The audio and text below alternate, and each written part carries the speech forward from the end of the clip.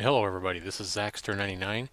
I just wanted to go ahead and share with you guys something I found out in my garage. This is an old comic strip that I had written, 20 years ago, I bet. I had actually wrote it as a comic strip about my grandfather at the time, who was definitely one of a kind.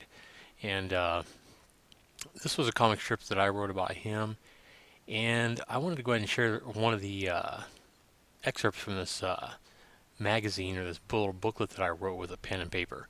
And I wrote 15 rules that every supermarket follows, and I still think these kind of apply today.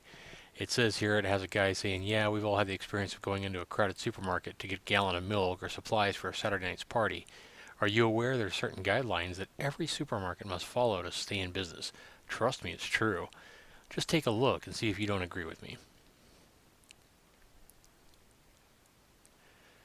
Rule number one says sales and offers on products should be posted in such a way as to make comparative shopping impossible.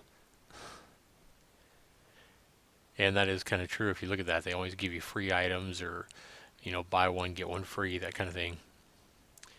And rule number two says at least 85% of all clear plastic fruit and vegetable bags must not be opened from either end. I'm sure we've all had that experience where it seems like you can't open those clear plastic bags from either end. It just won't open. Rule number three, all frozen food shall not have less than half an inch of ice binding the bags and products together. This way, 6 or 8 are sold rather than just one bag or box, like they're doing that on purpose. And rule number four says, express lanes shall be where the new trainees and really, really old people work. Using employees in this manner causes customers with 10 items or less to be penalized at least 20 minutes of their time.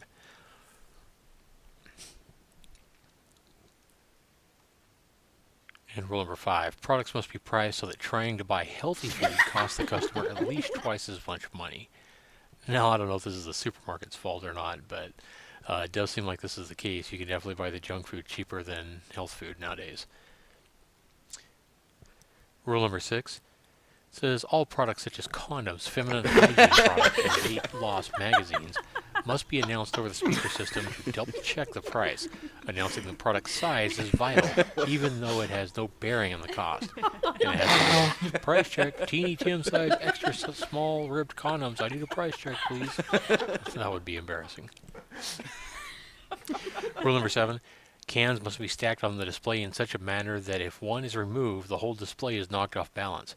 Using this effective method will cause customers to buy the very same product from the aisle, costing them more money. Rule number eight, to buy fresh dairy products, the customer must search for no less than 15 minutes.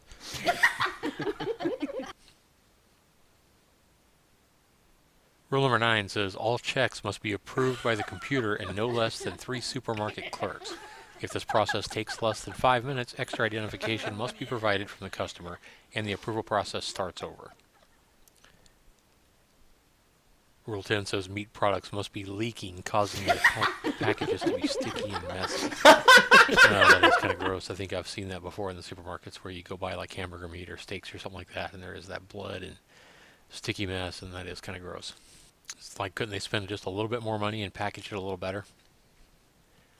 Rule number 11 says all apples must be so shiny that the customer can see his smiling reflection on them. The chemicals used to spray the apples must cause at least 5 times the cancer in lab tests. Rule number 12, at least half of all merchandise must have no price sticker, so as to leave the customer in doubt of what the product cost until he reads the receipt after he gets home, after being the important word there. Rule number 13 says the customer is right no more than 1% of the time. Well, it seems like it used to be that the customer was always right, but nowadays that seems to be changing. How many times have you called customer service and tried to get your way or had them tell you that, oh, no problem, Mr. Customer, we're going to go ahead and do that for you? It doesn't seem like it happens very much anymore. Rule number 14 says no less than 1 out of 3 sticker prices must differ from the computer scanner's price. Rule number 15 says the products must be passed over the electronic scanner at least 12 times. While the guy's sitting there screaming, it's 39 cents. I know that I've seen that plenty of times where it seems like the poor cashier just can't get the price to scan. And if they have to enter it manually, it seems like it just takes forever, especially if you have a lot of the same item.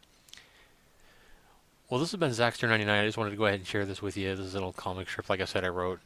And want to go ahead and thank you for watching. Be sure you subscribe, leave comments, and thanks for watching.